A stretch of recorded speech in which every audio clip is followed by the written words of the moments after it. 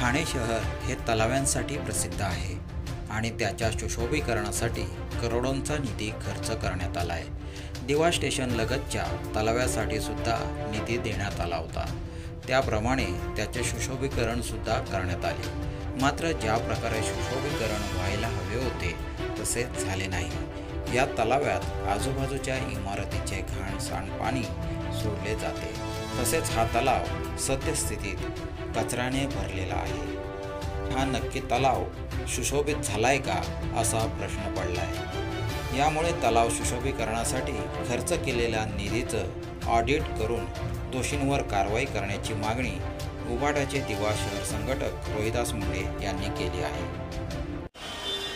आपण बघाल की ठाणे हा तलावांचा शहर मानला जातो आणि त्या ठाणे महानगरपालिकेच्या हद्दीतच हा दिवा शहर पण येतो। परंतु आपण पाहाल तर प्रत्येक वेळी दिव्यावरती हा अन्यायच करण्यात आलेला आहे। आपण पाहाल की कोट्यवधी रुपये निधी हा दिव्यातल्या तलावांसाठी दिला गेला होता। त्यात हा आपण बघाल माझ्या पाठीमागे तर दिवा स्टेशन लगतच हा तलाव आहे आणि या तलावाची अवस्था आपण पाहाल तर तो पूर्ण कचऱ्याने भरलेला आहे, पूर्ण ड्रेनेजचा पाणी त्याच्यात जातोय। म्हणजे ही अवस्था इथल्या तलावांची आहे।